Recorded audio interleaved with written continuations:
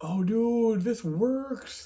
Because I can see what I'm Oh, honey, this works. I just now thought of doing it like this. But if you...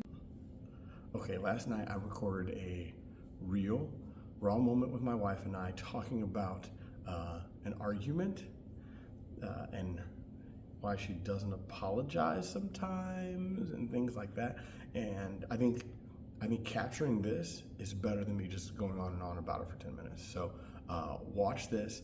And if you want to skip to the end where I kind of sum everything up and actually give you some direct advice about how to get your wife to forgive you, that's towards the end. And I'll try to put a marker in there so you can know when that is. But here we go. Check this out. And the video today is how to get your wife to forgive you.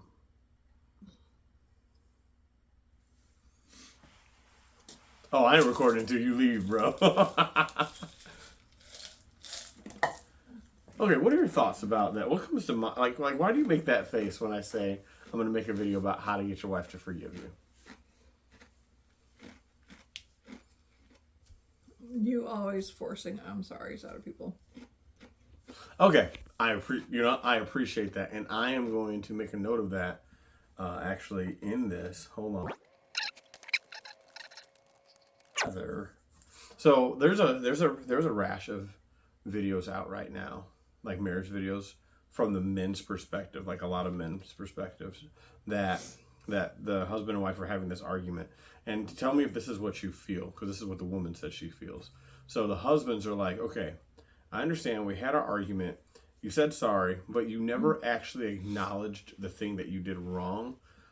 And without you acknowledging that, I'm feeling uncomfortable about the future that you won't do it again or something like that. Without acknowledging specifically acknowledging specifically what you did, I don't really have confidence in that future, right? Or something like that.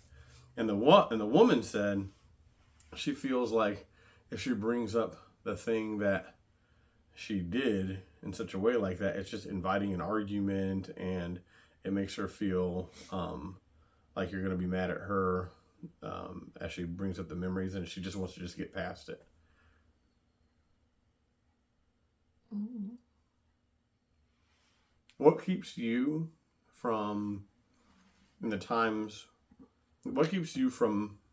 offering up what you did wrong? Instead of just saying, I'm sorry, saying, I'm sorry and I shouldn't be doing X, Y, Z. In the times that you don't do that, because you have done that sometimes actually, in the times that you don't do that, what keeps you from doing it? Is it mainly, well, I'll let you say. A lot of times it's that reciprocal feeling, like you're wanting me to apologize and acknowledge what I'm doing when it's something that you do frequently too and won't acknowledge it.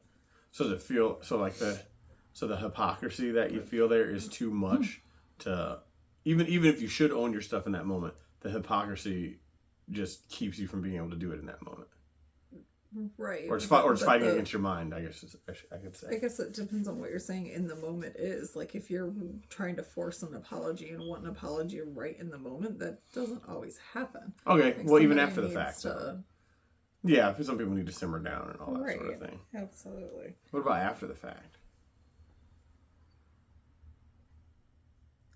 There isn't always a problem after the fact, because there have been times that I've come back even after an argument and said, I'm sorry. Oh, yeah, no, yeah. But in terms of course you have. I'm talking about the times that you haven't.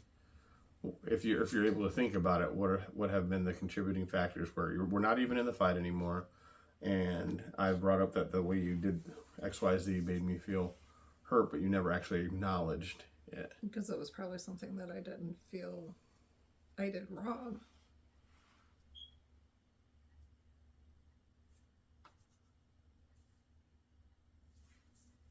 So do you think that you have a problem at all with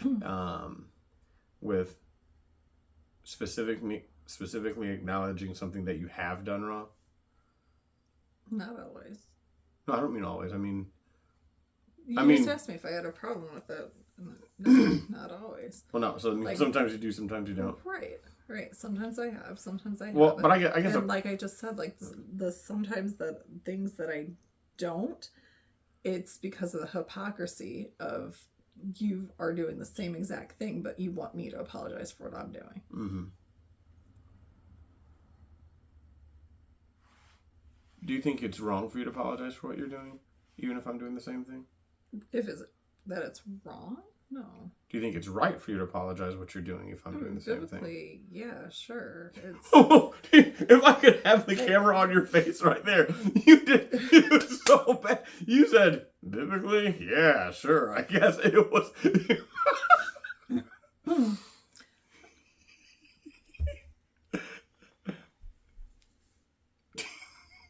No, you know just as well as anybody else knows that it's not always the easiest thing to do, the biblical thing.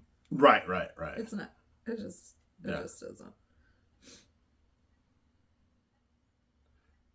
Okay, so I think for me, the biggest thing that's a hang up is knowing that you do the same exact thing, but you're getting upset at me and wanting me to apologize for something that you do to me. Okay, so that's my biggest hang up. This is good. Okay, so if I'm gonna say something to these guys out here, I think one big aspect people need to understand. All right, two things: not developing a habit of forcing I'm sorries, and literally examining the plank in your own eye first. Mm-hmm. Examining the.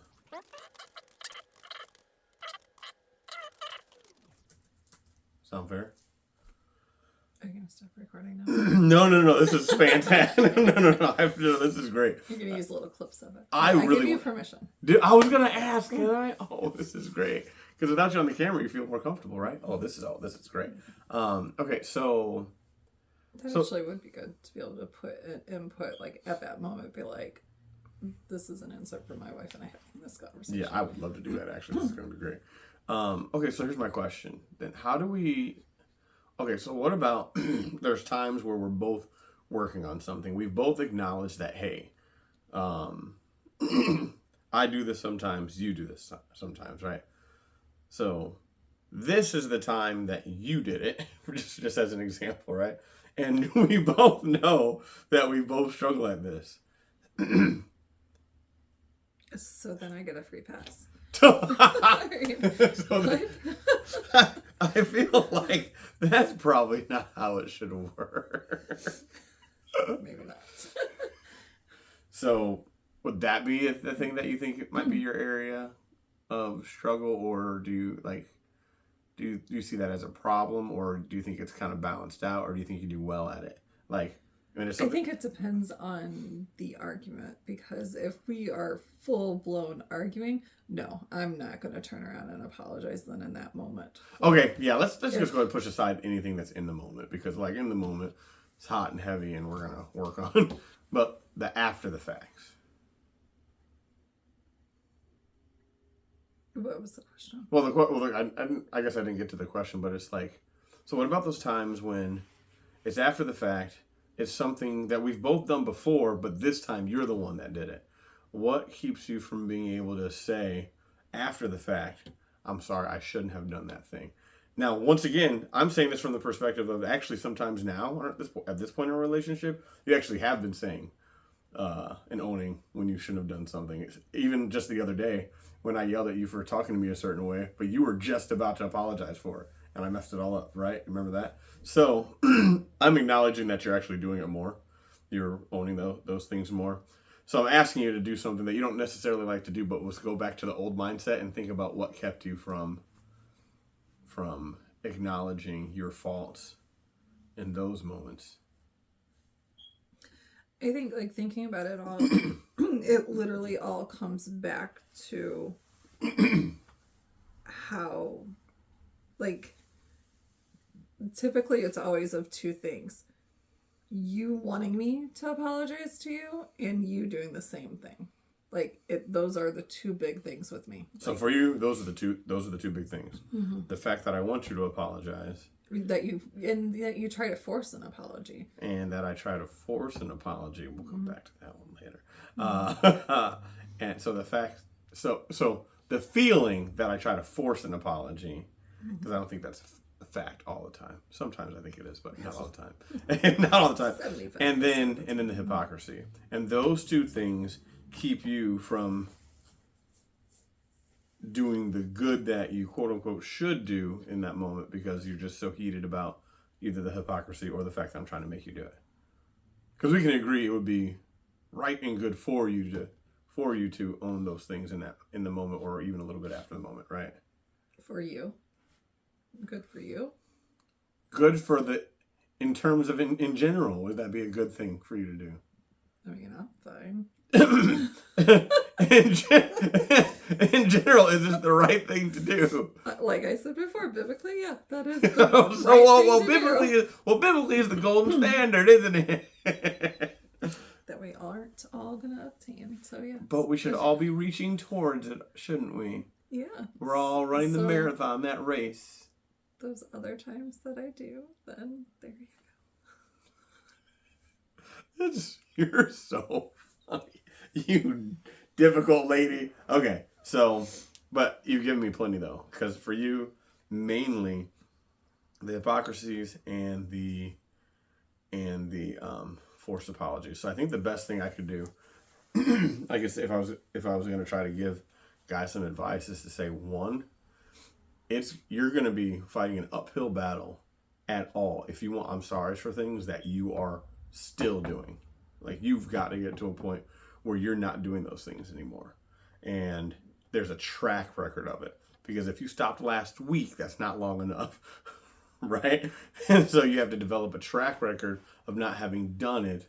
And then when your wife is doing it, hopefully, if she brings up, well, you do the same thing, hopefully you maybe even can put a date on it and say, I haven't done that since last year. Yeah, and then hopefully that's a humbling experience for her, or for you, or whoever, right? And in that moment, maybe they'll start to consider that maybe they should start owning those things. And as far as forcing an apology, so what if? Now this part's difficult because I think for a lot of guys, at least that's what the videos seem to say. For a lot of guys, like getting an apology or just an ownership of the thing that you did makes them feel better instantly. It's instantly. So we're coming from the aspect that you did the wrong thing to the me of the situation, right? And for you, the ways you express I'm sorry sometimes is you'll buy me food. You'll come home with like a strawberry banana shake or smoothie or something like that. You'll do things like that, or you'll all of a sudden just start being a little bit playful or try to hold my hand or something like that. Like you'll skip the apology and all that stuff, but you'll start doing actions of love, your preferred actions. Yeah, but of love. Sometimes it's not necessarily where I feel like an apology was needed on my part. Sometimes that's I want to move forward with our relationship and get on the better side of it as opposed to the arguing side. So that actually sounds like the thing that one lady was saying, because in that moment, because we're talking about instances where you had done something wrong, and you're saying you feel like it. How about we just get past it? How about I start just treating you well? You just start treating me well. No. I'm saying I said at the beginning of that statement that I don't necessarily feel like I did something wrong. Well, I'm talking about the times where you did something wrong. Is that too few of the times? Does that not happen often enough? Typically. And I'm proven right most of the time. Yep, most of the time. I feel like in the actual action, you're right. Like in the thing that you've wanted done, I think you've been right more than I've been right. In the reasons why and the things that are in the background that have, caused certain things or pushed certain things or made people feel whatever, some type of way, I've been the one who's been more emotionally aware of those things. And you've been more of like just black and white into thinking of like, this is what you should do, duh. And I'm like, why? And your answer is kind of like, because this is what should be done. So I've been exactly. Yeah. So I've been exactly what you do with biblical reasoning behind it too. You're like, well, duh, this is what should be done because it just says it in the Bible. And other things, I'm like, duh, this is what should be done because of it's not the sin. Okay. Well, I think the Bible gets to be think the Bible really gets to be the thing where it's just like, you just do it. But even then, there are reasons why. And you know me, I like to go into those reasons why. You just don't like to hear me talk forever about the reasons why. So I try to streamline it. See, if I had a crickets button right here, I'd push it right now. No comments. That's right. Okay, so that being said, okay, I think I have enough information to help people. A raw moment with my wife and I actually discussing, arguing and I'm sorry's and stuff like that. I think that's really cool. I love you.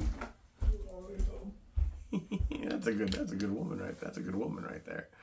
Oh goodness. Okay, so How do you want my pay? this.